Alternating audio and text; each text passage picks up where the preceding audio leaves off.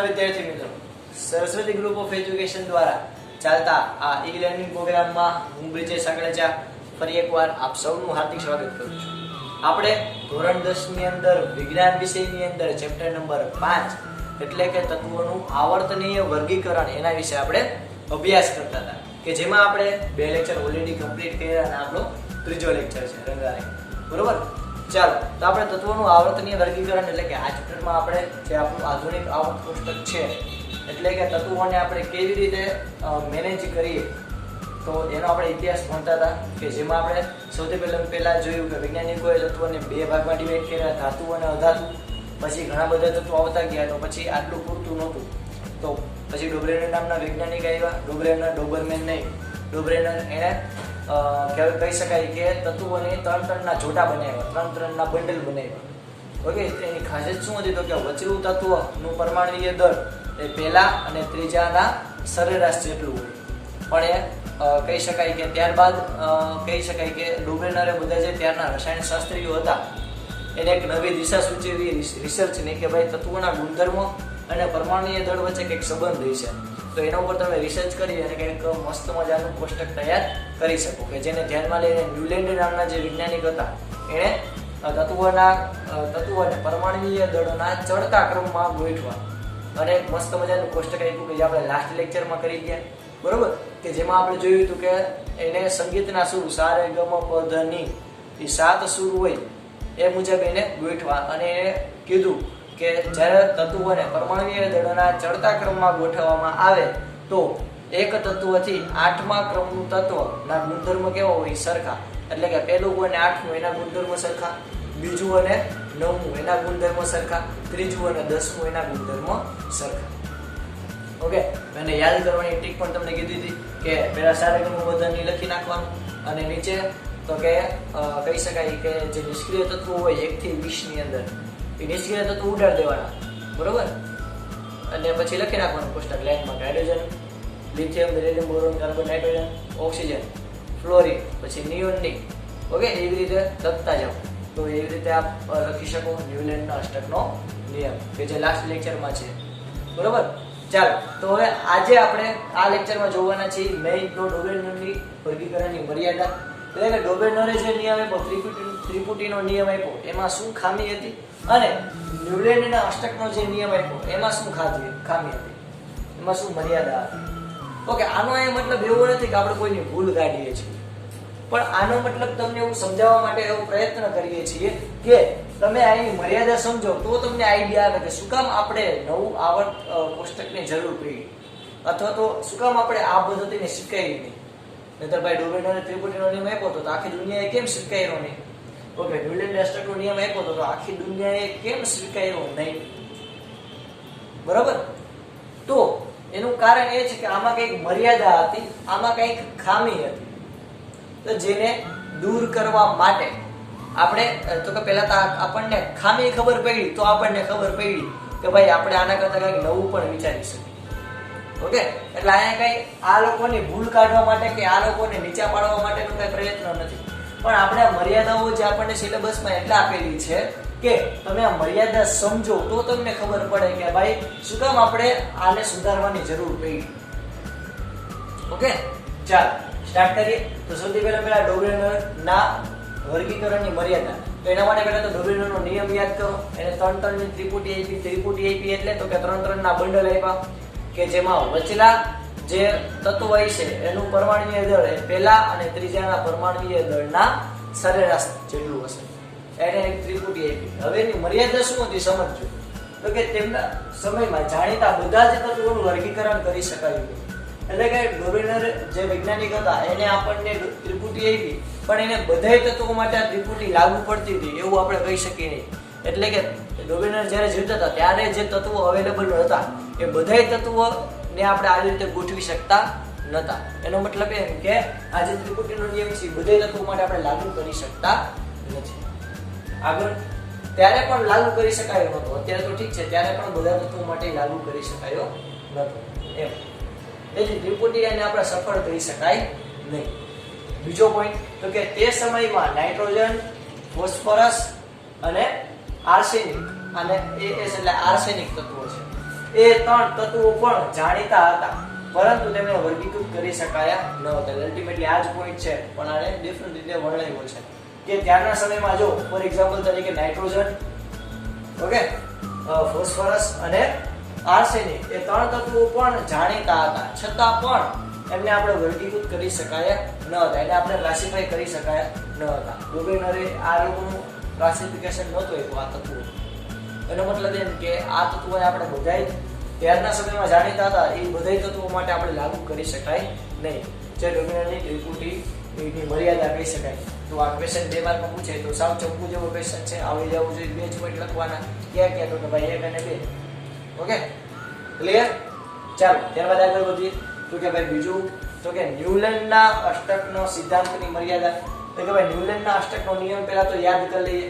તો કે ન્યુલનને પણ એવું કીધું, જો આ બંને વૈજ્ઞાનિક હતા એણે પરમાણુય દળને ધ્યાનમાં રાખ્યું. ઓકે, પરમાણુય દળ એટલે શું? તો કે પ્રોટોન અને ન્યુટ્રોન બેનો સરવાળો. તો આ પરમાણુય દળ હોય, સમજો છોકરાઓ. ફોર એક્ઝામ્પલ ઓક્સિજન લઉં, ઓક્સિજન O,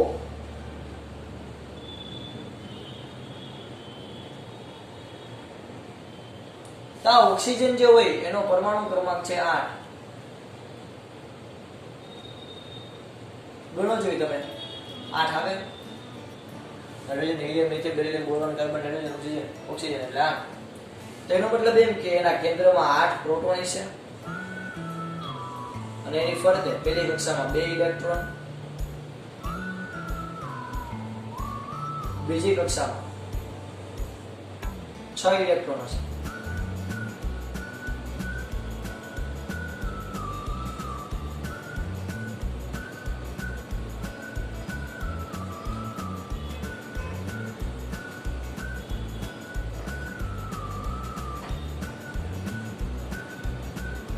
એટલે કે એની બાહ્ય કક્ષામાં 6 ઇલેક્ટ્રોન હશે અને આપણે કહી શકાય કે આ 2 ઇલેક્ટ્રોનની જગ્યા કેવી છે? ખાલી. એટલે કે 2 ઇલેક્ટ્રોન મેળવશે એટલે ઋણ આયન બનાવશે, જે આપણે બેઝિક લેક્ચરમાં ભણ્યા. બરોબર? હવે તમે જુઓ, આ 2 શક્યતા છે. કઈ કઈ? તો કે આ જે પ્રોટોન છે અને ઇલેક્ટ્રોન છે, આ બધા શું છે? તો કે ઇલેક્ટ્રોન.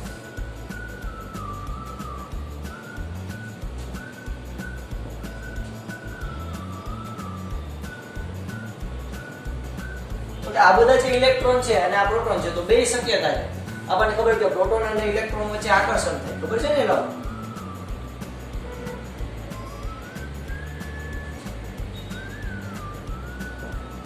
અને પ્રોટોન વચ્ચે અને ઇલેક્ટ્રોન વચ્ચે શું થાય? તો કે અપાકર્ષણ, કારણ કે સરખા વીજભાર ધરાવે છે. આ તો ખબર જ છે બધાને. બરોબર? હવે સમજો ધ્યાનથી. તો કે તો આ 2 શક્યતા છે. પ્રોટોન ઇલેક્ટ્રોન વચ્ચે આકર્ષણ હોય તો 2 શક્યતા છે. કાં તો પ્રોટોન છે એ ઇલેક્ટ્રોનની બાજુ આવે અથવા તો ઇલેક્ટ્રોન છે એ પ્રોટોન બાજુ આવે. તો શું કામ ઇલેક્ટ્રોન છે એ જ પ્રોટોન બાજુ આવે છે, એટલે કે એની આજુબાજુ ગતિ કરે છે? શું કામ ઊંધું નથી થતું કે પ્રોટોન એની સ્થાનથી ખસી જાય? તો કે ભાઈ એને ત્યાં કોઈક જકડી રાખે છે, કે જે આપણે બેઝિક લેક્ચરમાં વિડિયો દ્વારા પણ જોયું હતું. એ જકડી રાખે એનું નામ શું છે? કે એનું નામ છે ન્યુટ્રોન. શું નામ છે? ન્યુટ્રોન, કે જે તટસ્થ હોય. ઓકે, N0 એટલે તટસ્થ, એ કાંઈ વીજભાર ધરાવતો નથી. તો આ જે ન્યુટ્રોન હોય એ કેટલા રાખવા પડે? તો કે ભાઈ મારે 8 પ્રોટોનને સંતુલિત કરવા છે, તો મારે કેટલા ન્યુટ્રોન રાખવા પડે? 8. મારે 9 પ્રોટોનને સંતુલિત રાખવા હોય તો 9 ન્યુટ્રોન રાખવા પડે. તો આ પ્રોટોન અને ન્યુટ્રોનના સરવાળાને શું કહેવાય? પરમાણુનું દળ, કે જે આપણે લાસ્ટ લેક્ચરમાં ભણ્યા હતા કે પરમાણુય દળ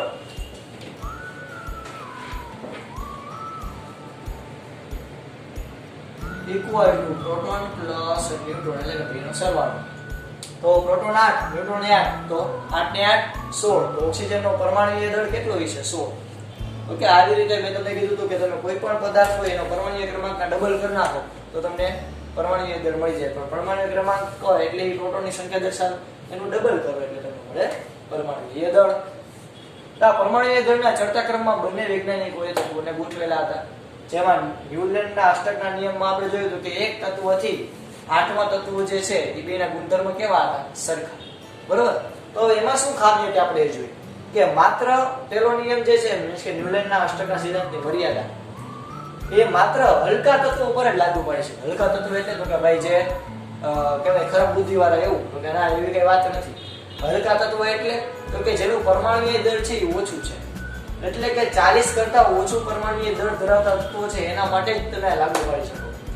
જ્યારે 40 એટોમિક માસ કરતા વધારે યુનિફાઈડ માસ એના કરતા વધારે કોઈ પરમાણુય દળ ધરાવે છે તેના માટે બધા માટે ન્યુલેન્ડના અષ્ટકનો નિયમ તમે લાગુ પાડી શકતા નથી. એટલે તમે એવું કહી શકો કે ન્યુલેન્ડનો અષ્ટકનો નિયમ છે એ માત્ર હલકા પદાર્થો એટલે કે જેનું પરમાણુય દળ 40 યુનિફાઈડ માસ કરતા ઓછું હોય એના માટે જ લાગુ પાડી શકો છો.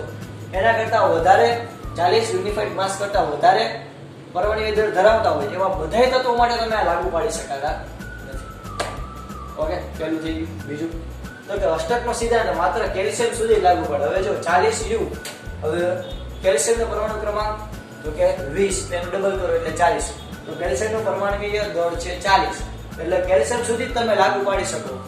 કેલ્શિયમ પછીના પ્રત્યેક આત્મા ગુણધર્મ એ પેલા ગુણધર્મ સાથે મળતું આવે એવું થતું નથી, એટલે કેલ્શિયમ પછી તમે આને લાગુ પાડી શકાતું નથી. ઓકે, કેલ્શિયમ પછી આવે scandium, titanium, vanadium, chromium, manganese, iron, તો એ બધા જે તત્વો છે એને તમે આવી રીતે અષ્ટકના નિયમ પ્રમાણે ગોઠવી શકતા નથી. ઓકે, ચાલો ત્યારબાદ તો કે ન્યુલેન્ડે કલ્પના કરી હતી કે કુદરતમાં માત્ર 56 તત્વો જ હાજર છે.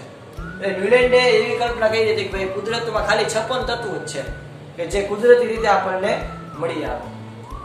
પણ અને ભવિષ્યમાં એને પાછું જે એવું કીધું હતું કે ભવિષ્યમાં અન્ય કોઈ તત્વ શોધાશે નહીં, પરંતુ ત્યારબાદ અનેક નવા તત્વો શોધાયા જેના ગુણધર્મો અષ્ટકના સિદ્ધાંત સાથે બંધ બેસતા નથી.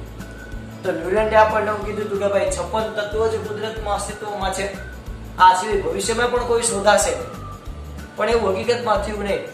ઘણા બધા તત્વો ત્યાર પછી શોધાણા કે જેના ગુણધર્મો અષ્ટકના નિયમનું પાલન કરતા નહોતા. ઓકે, અને હજી હું તો વિદ્યાર્થી કહું છું કે હજી 118 તત્વો જે છે એ ફિક્સ આંકડો નથી. હજી પણ એવું બની શકે કે ભવિષ્યમાં અન્ય ઘણા તત્વો શોધાય.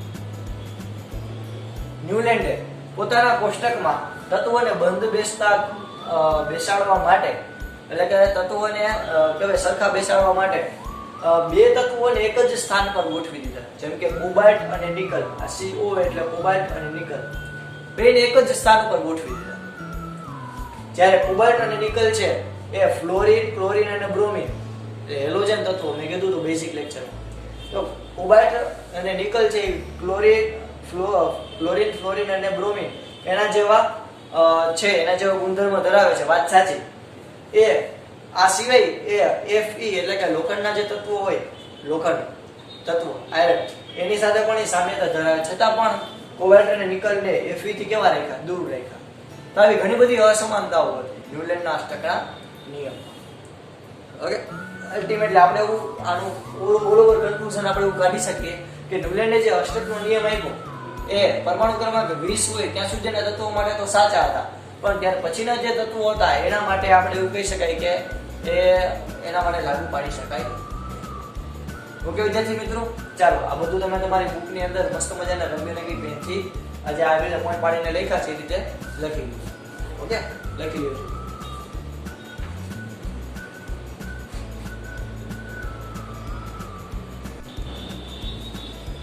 ચાલો ત્યાર પછી આપણે ટોપિક જોઈએ મેન્ડેલિફનું આવર્ત કોષ્ટક. તો સૌથી પહેલા ડોબ્રેનર, ત્યારબાદ ન્યુલેન્ડ કે બંને પરમાણુય દળના ચડતા ક્રમમાં ગોઠવણી કરી. હવે ત્યારબાદ આપણે ત્રીજો ટોપિક ભણીએ છીએ મેન્ડેલિફનું આવર્ત કોષ્ટક. ઓકે, મેન્ડેલિફનું આવર્ત કોષ્ટક એટલે કે મેન્ડેલિફ નામના જે વૈજ્ઞાનિક હતા એને એક મસ્ત મજાનું કોષ્ટક બનાવ્યું કે જેને કહે છે મેન્ડેલિફનું આવર્ત કોષ્ટક, કે જે આપણે જે તેને આધુનિક આવર્ત કોષ્ટક છે એનો આપણે પાયો કહી શકીએ, અથવા તો એ આમાંથી આપણે સુધારો વધારો કરીને તૈયાર કર્યું છે એમ આપણે કહી શકીએ. તો તત્વોના વર્ગીકરણનો મુખ્ય શ્રેય. ઓકે, હવે આની પહેલા તો કે ન્યુલેન્ડનો જે અષ્ટકનો નિયમ છે એ અસ્વીકાર થયો, કારણ કે મેં તમને કીધું કે ન્યુલેન્ડના અષ્ટકના નિયમમાં મર્યાદા હતી. તો ત્યારબાદ બીજા ઘણા બધા વૈજ્ઞાનિકોએ ટ્રાય કરવા માંડ્યા કે તત્વોના જે દળ છે, પરમાણુય દળ, એની વચ્ચે અને તત્વોના ગુણધર્મો વચ્ચે શું સામ્યતા છે, કે જેમાં આ રંગારંગ સફળતા મેળવી. તત્વોના વર્ગીકરણનો મુખ્ય શ્રેય એ રશિયન રસાયણશાસ્ત્રી દમિત્રી ઇવાનોવિચ મેન્ડેલિફ. ઓકે, આ જે વૈજ્ઞાનિક છે એને કહેવાય કે તત્વોના વર્ગીકરણમાં બહુ સારી એવી સફળતા મળી. કેવી રીતે? તો કે ભાઈ એને કંઈક પ્રોપર મેથડ કઈ તો કે જો મેન્ડેલિફે તત્વોની જે ગોઠવણી કરી હતી અત્યાર સુધી એવું હતું કે તત્વની ગોઠવણી કઈ રીતે કરતા હતા ડોબેનર અને ન્યુલેન્ડ, તો કે ભાઈ પરમાણુય દળના ચડતા ક્રમ મુજબ.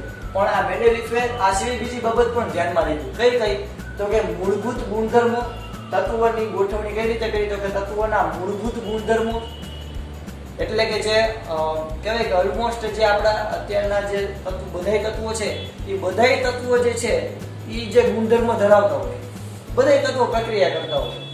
ઓકે, એવા અમુક ગુણધર્મો જેમ કે આપણા માણસના મૂળભૂત ગુણધર્મની વાત કરી તો માણસનો મૂળભૂત ગુણધર્મ શું તો કે ભાઈ બધા માણસ વજન ધરાવે છે, તો એમાં કઈ ખોટી વાત છે? બધા માણસ દળ ધરાવે છે, એમાં કઈ ખોટી વાત છે? દળ તો હોય જ ને બધા માણસને, તો જ જીવતા હોય. ઓકે, બધા માણસ હોય, બધા માણસ એવું દળ ધરાવતા જ હોય, તો આને આપણે મૂળભૂત ગુણધર્મ કહી શકાય. એવી રીતે વિદ્યુત ભાર જે આપણે 12મા ચેપ્ટરમાં ભણી ગયા એ પણ એક મૂળભૂત ગુણધર્મ છે, એને આપણે કોઈ પદ્ધતિથી અલગ કરી શકાતો નથી. તો આવા જે ગુણધર્મ છે કે જેને આપણે તત્વોની સાથે જોડાયેલા છે એને કોઈ અલગ આપણે ન કરી શકીએ. જેમ કે પ્રોટોન અને ન્યુટ્રોન, તો એ કહેવાય તો કે મૂળભૂત તત્વો કહેવાય. કોણ કહેવાય? એને કોઈ એવું તત્વ આપણને જોવા નથી મળ્યું જેમાં પ્રોટોન જ ન હોય. ઓકે, તો આવી રીતે કહેવાય કે મૂળભૂત ગુણધર્મો બધાય તત્વો જેની પ્રક્રિયા કરતા હોય એવી પ્રક્રિયાઓ ધ્યાનમાં લઈ, એટલે કે મૂળભૂત ગુણધર્મો, પરમાણુય દળ જે ઓલરેડી તો ચાલુ જ આવતું હતું ન્યુલેન્ડ અને ડોબેનર થી પણ, અને રાસાયણિક ગુણધર્મો એટલે કે જે બધાય તત્વો જે છે એની કેવી રાસાયણિક પ્રક્રિયાઓ કરે છે. આ બધાય આ ત્રણેય વસ્તુને ધ્યાનમાં લઈ યાદ રાખજો. જો ડોબેનર અને ન્યુલેન્ડ બંને તત્વોને પરમાણુય દળના ચડતા ક્રમમાં ગોઠવ્યા હતા, જ્યારે મેન્ડેલિફે ત્રણ વસ્તુ ધ્યાનમાં લીધી. કઈ તો કે મૂળભૂત ગુણધર્મો, પરમાણુય દળ અને રાસાયણિક ગુણધર્મો. આ ત્રણેયની સમાનતાને આધારે એને ગોઠવણી કરી કે આ ત્રણેય તત્વો કેવા સમાન જોવા મળે, એ તત્વોને એક બાજુ લઈ લઈએ, એને એવી રીતે ગોઠવણી કરી. આ ત્રણેય તત્વો કયા, આ ત્રણેય ગુણધર્મો કયા તત્વોમાં સરખા આવે એને એક બાજુ લઈ લઈએ, એવી રીતે ગોઠવણી કરી. તો કાર્યની જ્યારે એને શરૂઆત કરી ત્યારે કેટલા તત્વો જાણીતા હતા? 63. તો ખાલી જગ્યામાં પૂછે કે મેન્ડેલિફે જ્યારે આવર્ત કોષ્ટક બનાવવાની શરૂઆત કરી ત્યારે કેટલા તત્વો જાણીતા હતા? તો કે ભાઈ 63. ઓક્સિજન અને હાઇડ્રોજન એ અતિ સક્રિય છે. પરંતુ ઓક્સિજન અને હાઇડ્રોજન છે ને એ એવા જે તત્વો છે કે એની સાથે ઓલમોસ્ટ બધાય તત્વો એ પ્રક્રિયા કરતા જ હોય. તમે જોયું હશે કે હાઇડ્રાઇડ અને ઓક્સાઇડ તો બધા તત્વો બનાવતા જ હોય. તો ઓક્સિજન અને હાઇડ્રોજન અતિ સક્રિય હોવાથી તે બધા સાથે પ્રક્રિયા કરે અને તેથી તેના સંયોજનો પર પણ બધા મેન્ડેલિફે ધ્યાન કેન્દ્રિત કર્યું. એને ભાઈ એમ થયું કે ભાઈ હાઇડ્રોજન અને ઓક્સિજન એને બધાય તત્વો પ્રક્રિયા કરે છે, એટલે હાઇડ્રોજન અને ઓક્સાઇડના સૂત્રોને તત્વોના વર્ગીકરણ માટેના મૂળભૂત ગુણધર્મો પૈકી એક ગણાય. એટલે કે એક્ઝામ્પલ આપ્યું કે જો ભાઈ મૂળભૂત ગુણધર્મો એટલે તો કે ભાઈ બધાય તત્વો છે, ઓલમોસ્ટ બધાય તત્વો એ હાઇડ્રોજન અને ઓક્સિજન સાથે પ્રક્રિયા કરે છે. તો હાઇડ્રોજન અને ઓક્સિજન સાથે પ્રક્રિયા કરી અને જે હાઇડ્રોજન અને ઓક્સાઇડ બનાવે એના સૂત્રો છે એ સૂત્રને એને કેવા કીધા? મૂળભૂત ગુણધર્મો. ઓકે, ક્લિયર થયું? એવી રીતે ત્યારબાદ તેણે 63 કાર્ડ લીધા. આપણા બાવટ પત્તા ન રહી પત્તા રમવા માટે, એવી રીતે એને 63 કાર્ડ લીધા. પ્રત્યેક કાર્ડ જે છે એના તત્વના ગુણધર્મો નોંધ્યા તથા સમાન ગુણધર્મો ધરાવતા કાર્ડને કેવા રાખ્યા? અલગ કરીને ટાંકણી પર ચોંટાડ્યા. એટલે આપણે જો એક એક્ઝામ્પલ આપો કે આપણે ઓલો 52 પત્તો જે હોય રમવા માટેનો એ લઈ અને આપણે ચરકટ છે એ બધા ચરકટના પન્ના એક બાજુ જવા દઈએ, બધા ફૂલીના પત્તા જે છે એક બાજુ રાખી, બધા આપણે કહી શકાય કે જે કહેવાય કે હાર્ટના જે આખા પત્તા હોય એને એક બાજુ રાખી, તો એ બધા એક સરખા જ છે. ચરકટ હોય તો બધી ચરકટ જ છે. એવી રીતે આયા જે કોઈ પણ સરખા ગુણધર્મ લખતા હતા એ બધા કાર્ડને મેન્ડેલિફે કેવા કીધા? અલગ કર્યા અને દિવાલ ઉપર ટાંક્યા બધાય. અને મેન્ડેલિફે એવું નોંધ્યું, મેન્ડેલિફનું અવલોકન જો ખાસ યાદ રાખજો, મેન્ડેલિફનું અવલોકન કે મોટા ભાગના તત્વોને આવર્ત કોષ્ટકમાં સ્થાન મળ્યું. ઓકે, એવી રીતે એને કહ્યું કે જે ભાઈ સરખા લાગતા હોય ગુણધર્મો એ બધાય જે પહેલા તેને 63 કાર્ડ બનાવ્યા, 63 તત્વોના, અને પછી જે સરખા લાગતા હોય બધાને એક બાજુ કાઢી, બધા સરખા લાગતા હોય તેમાં એને મોટા ભાગના તત્વો જે છે એ ગોઠવાઈ ગયા. એટલે મોટા ભાગના તત્વોને મેન્ડેલિફના આવર્ત કોષ્ટકમાં સ્થાન મળ્યું અને આ તત્વો તેમના પરમાણુય દળના ચડતા ક્રમમાં એમને ગોઠવણી પામ્યા. એને ખાલી જસ્ટ શું કર્યું તો કે એને બધાય જે સરખા લાગતા ગુણધર્મો, સરખા ગુણધર્મો લાગતા બધાય તત્વોને એક બાજુ કાઢ્યા, તો ઓલરેડી બધાય તત્વો જે છે એના પરમાણુય દળના ચડતા ક્રમમાં ગોઠવણી પામ્યા. ઓકે, તો મેન્ડેલિફે આ ઉપરથી એનો પોતાનો આવર્ત નિયમ આપ્યો. કયો? તો કે તત્વોના ગુણધર્મો, યાદ રાખજો ખાસ વિદ્યાર્થી મિત્રો, કે તત્વોના ગુણધર્મો તેમના પરમાણુય દળને આવર્તનીય હોય છે. એટલે કે તત્વોના જે ગુણધર્મો છે એ પરમાણુીય દળ પર આધાર રાખે છે. તત્વોના ગુણધર્મો તત્વોના પરમાણુીય દળ પણ આધાર રાખે છે. જે ઓલરેડી બિચારા ડોબિનર અને ન્યુલેન્ડ પણ કહેતા હતા, પણ એની મેથડ પ્રોપર નહોતી અથવા તો એ સરખું સમજાવી શક્યા નહોતા કે જે આપણને મેન્ડેલિફે બહુ ડિટેલમાં માહિતી. ઓકે, તો આ મેન્ડેલિફે પોતાનું આવર્ત કોષ્ટક બનાવ્યું. ઓકે, તમે મસ્ત મજાની જો સ્ક્રીન ઉપર જોઈ શકશો આ આવર્ત કોષ્ટક. તો જે આવર્ત કોષ્ટક છે એમાં જે આડી હરોળ એટલે કે જે તમને આડી લીટી દેખાય એ આડી લીટીને એને આવર્ત નામ આપ્યું. જો યાદ કેમ રાખશો તો કે આડી આ તો આવર્ત, આ એટલે કે આડી તો આવર્ત, અને તો બીજું યાદ રહી જાય ઊભી એટલે કે જે ઊભી લીટી છે કોલમ એને આપણે શું કહેશું? સમૂહ. ઓકે, તો આડી લીટી એટલે આવર્ત, ઊભી લીટી એટલે સમૂહ. ક્લિયર થયું? ઓકે, હવે આ જે મેન્ડેલિફનું આવર્ત કોષ્ટક છે એના વિશે આપણે બધી ડિટેલમાં માહિતી આપણે નેક્સ્ટ લેક્ચરમાં મેળવશું. અત્યારે આપણે ખાલી જસ્ટ ઇન્ટ્રોડક્શન કર્યું કે મેન્ડેલિફે કેવી રીતે આવર્ત કોષ્ટક જે છે પોતાનું બનાવ્યું, કઈ કયા પેરામીટરને ધ્યાનમાં રાખ્યા અને એના ઉપરથી આવર્તનું નિયમ. તો તમને 3 માર્કમાં પૂછે કે મેન્ડેલિફનું આવર્ત કોષ્ટક સમજાવો તો એમાં તમારે આ બધા મુદ્દા લખવા પડે. ઓકે વિદ્યાર્થી મિત્રો, તો આપણે આજના લેક્ચરમાં અહીંયા સુધી રાખીએ છીએ. આ તમારી બુકની અંદર રંગબેરંગી પેનથી લખી લેજો મેં જેવી રીતે પોઈન્ટ પાડ્યા કે જેથી વાંચવામાં સરળતા રહે. ઓકે, આ સુધી રાખીએ. જય ભારત, જય હિન્દ. લખી લેજો.